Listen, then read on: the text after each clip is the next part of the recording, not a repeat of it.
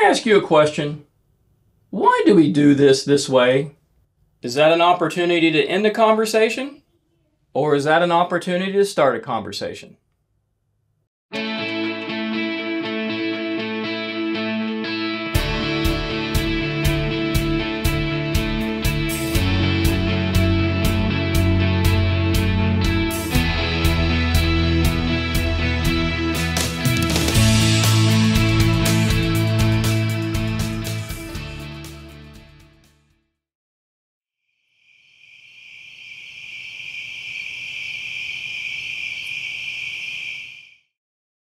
Hey, real quick, right before we jump into this video, if you'd do me a huge favor and hit that like button.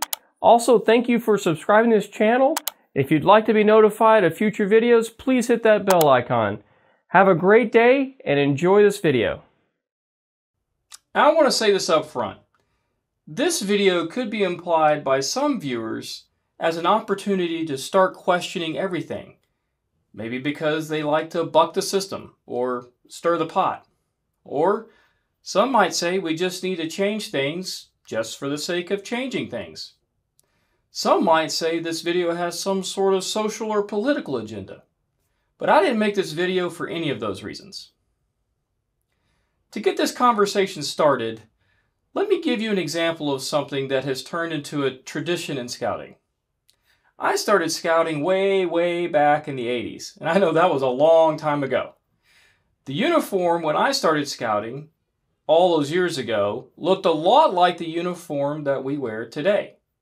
Except, thankfully, for those knee-high socks. Wearing those with shorts was, well, not stylish. We had a tan shirt, much like the one we wear today. You know, the one with your rank, your position, and unit number on it.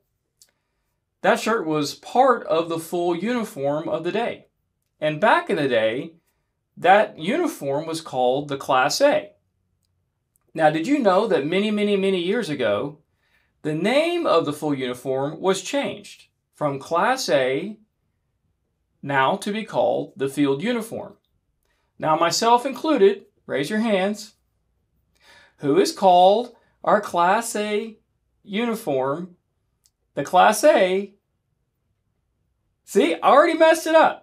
Who has called our uniform the Class A instead of the field uniform? Anyone? Don't be shy.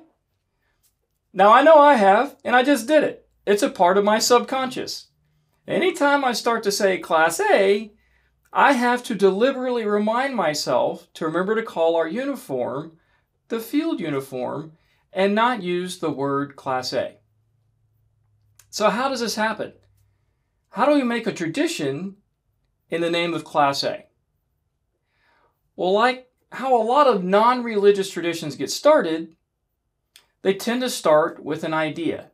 And an idea probably born out of a need to accomplish something. That idea turns into an action. That action has success, and so that action gets repeated. And the action continues to get repeated until it becomes a habit. When the action becomes a habit, the action becomes a part of our subconscious. Once that same situation happens, we apply the same action out of habit. And after a while, the habit becomes a part of us. And at that point, the habit is turned into a tradition. Now, once the action is turned into a tradition, we just tend to do, even if things have changed. At some point along the journey, from action to tradition, the question why might be brought up. That question why is very important. That question why creates a pause in the subconscious action. Why? Why are we doing this? Why are we doing it this way? And it's okay to ask why. Asking why is an opportunity to have an important discussion. The trouble with traditions is we tend to outright dismiss any discussion. The once action turned tradition has become so ingrained into our way of doing things, we just default to the familiar. We default to the status quo, the way we've always done things. We say, after all, this hasn't been a problem, so what's there to talk about? There isn't any need to evaluate or think about changing things. Now, at this point, the non-religious tradition has become trouble. Why has this tradition become trouble? because we've become so blind to just doing things the same way, we aren't capable of even realizing we should know why we do something. And we aren't just willing to stop and have a meaningful discussion about why. Maybe that meaningful discussion ends up supporting the tradition, and you don't change anything. But what if that discussion reveals something revolutionary? Maybe there's a better way. Maybe there are better options. Maybe the situation has changed and we didn't realize it. Maybe there are opportunities we are missing. And that's the trouble with some traditions we have. So back to our example of the term Class A, myself included. If we can't deliberately act on actually changing our actions, then where do we end up? Can I ask you a question? Why do we do this way? Is that an opportunity to end a conversation? Or is that an opportunity to start a conversation? And with that, have a blessed day. Hey, I really hope you enjoyed watching this video. If you'd like to support this channel, remember, please subscribe to this channel. Tell your friends about it. Thanks for hitting that like button. Everything here is free. I want to give back to the community. I want to give to you everything here for free. I've been out in the outdoors for a long time, and it's great that I can be able to give all this information to you.